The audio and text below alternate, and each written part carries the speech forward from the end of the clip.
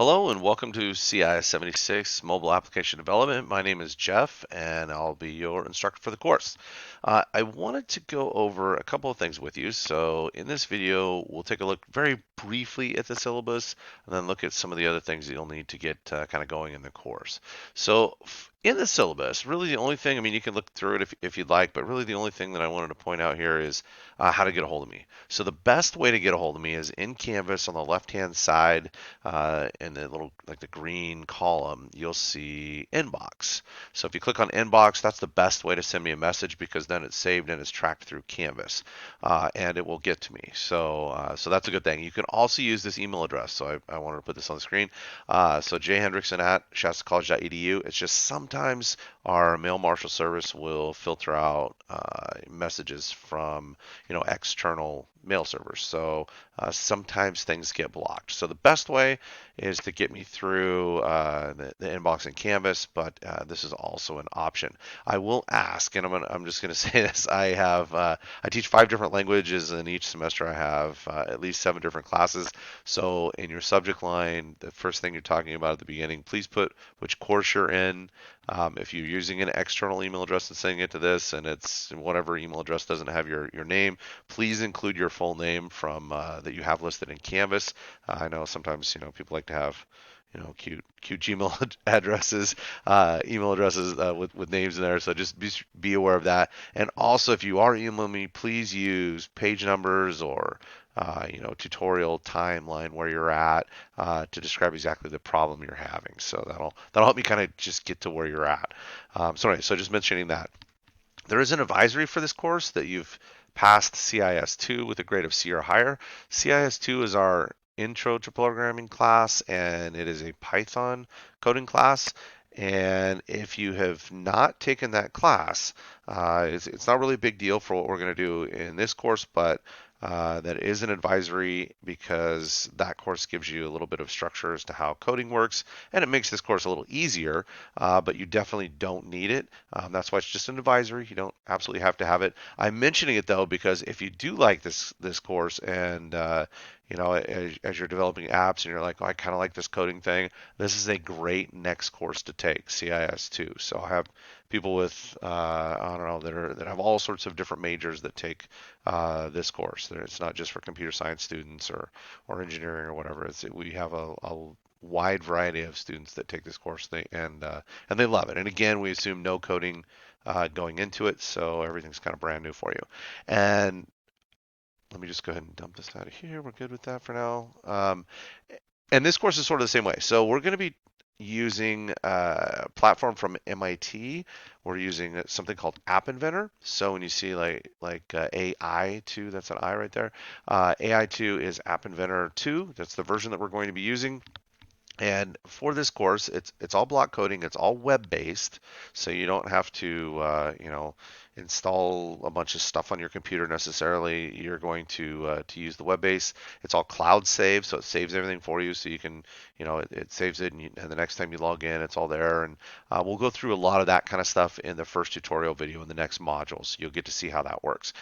For just now, just a quick overview. There are a couple components to this, and I think it's easier to show you this graphic because I kind of like this graphic. I'm going to go ahead and go to actually this link right here, the last link on here that says set up and connect an Android device. And that is in, here we go right here. So I have it up in Google Chrome, and that's this page. You won't understand all this stuff yet, but it has this little graphic, so I like these pictures. So here's what we're doing.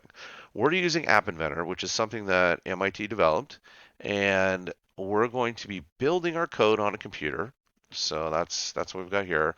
And then using Wi-Fi to connect to an Android tablet or phone so that we can test it. So whatever you've created here, you're connecting to your own device and you're using that app just like you would download an app from the Google Play Store.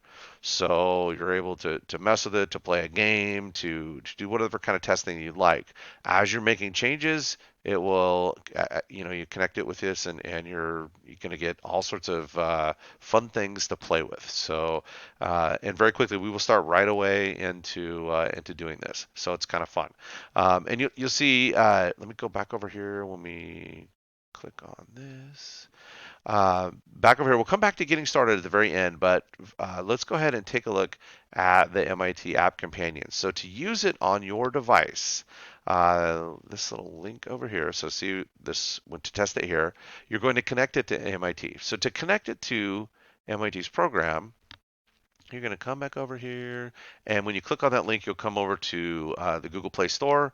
Here's the MIT Companion app that goes with it. I already have it installed, so I'm good. But you will want to install this, and it's a very very simple app. It's not a very big install at all.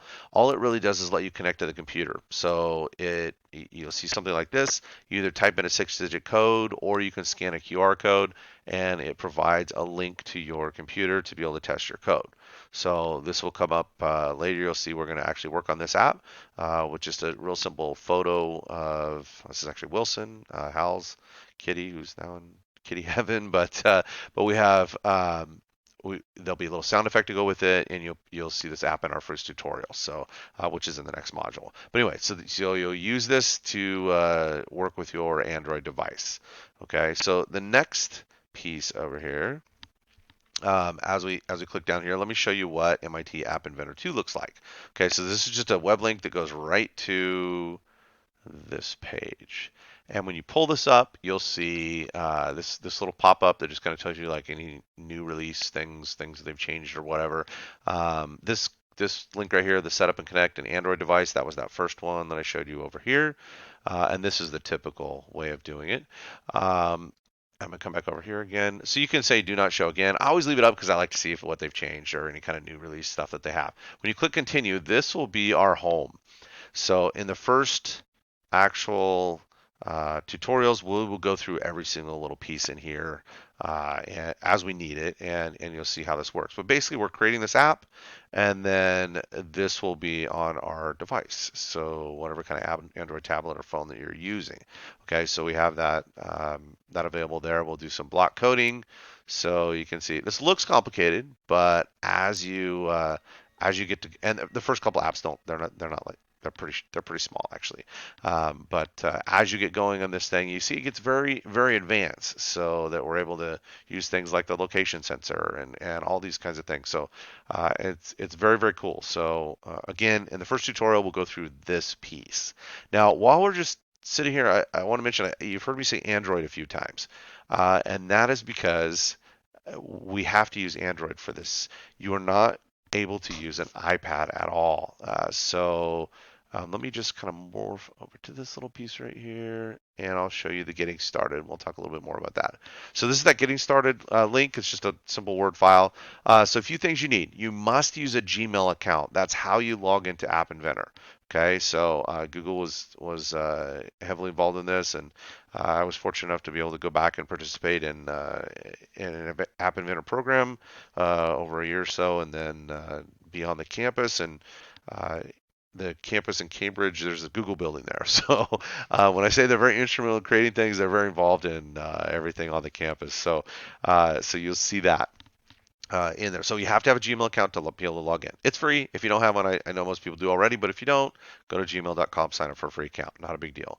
Okay. You are going to be using a computer to develop your app, like I was talking about. It's all web-based, so it's not really that big a deal. You can actually use a Mac to build the apps. But in order to be able to test the apps, you have to use an Android-based device. So an iPad will not work. I know it's probably a little bit obnoxious with this yellow in here, but it won't work. So your device has to be a tablet. So maybe if you don't have an Android tablet, you can buy one. It doesn't have to be the best Android tablet ever. I happen to like Samsung tablets. Look for a small one, like a little 7-inch one, and that would work fine. Maybe you can borrow one from someone. I had someone last semester that used, I don't know, someone they knew had a TV with the remote control was a 7-inch Samsung tablet that went with their Samsung TV. And so they used the tablet that was the remote control, and they used that to do all their apps on it. So um, beg people to borrow it. One of the things you can do is if you are borrowing someone's, I mean, it is a very small install with with that app that the companion app from MIT, and then you'll have the apps that you install, but they're very easy to delete from the tablet so that they're gone forever. So anyway, if you need to buy one, I would check, I don't know, Costco for any kind of sales rebates they have right now. Best Buy, Walmart, those kind of places, and again, doesn't have to be super robust. Just something that will work, and it just has to be Android based. Just you can't use an iPad. Okay, so once you've done that, you have some type of computer that you're writing your code on. You're going to use an Android tablet or phone to test the things on, and then that's just it. To get started, you just install that MIT companion app that was the link over here. So that's that link that went to the Google Store. So if we come back in this little section over here, it will come here. This is where you install it. Okay, so that's the little gist of that piece right there. Let's see, anything else from here? Nope, I think we're good on that part. So that's basically it for a little welcome video. I think hopefully you'll enjoy this course. I typically hear from students that say, "My getting started, I was like, I don't know if I could do this," but then once you sort of get going and get rolling into it, it's a lot of fun. So I hear from students that, man, it's amazing the stuff we were able to create in such a short amount of time. Now remember, this is a compressed class, so we are only taking 8 weeks for this. So we start right away. So work on getting your Android tablet, but you don't need that to get started. You can go ahead and get started in the next module and get working on the app that you'll see in there. It's that little Meow app with Wilson, and you can get your Gmail account, get your App Inventor account set up, and go ahead and get started with there. And you'll see the video tutorials in there that I created. So um, have fun. Hopefully you'll have a blast in this class. I always do. I love building the apps in here, and it's really cool to see. You'll see when you do the first app that it doesn't even take that long, and it's really cool to play with it on your own device. And you're like, wow, I created this. So anyway, so have fun and let me know if you have any questions.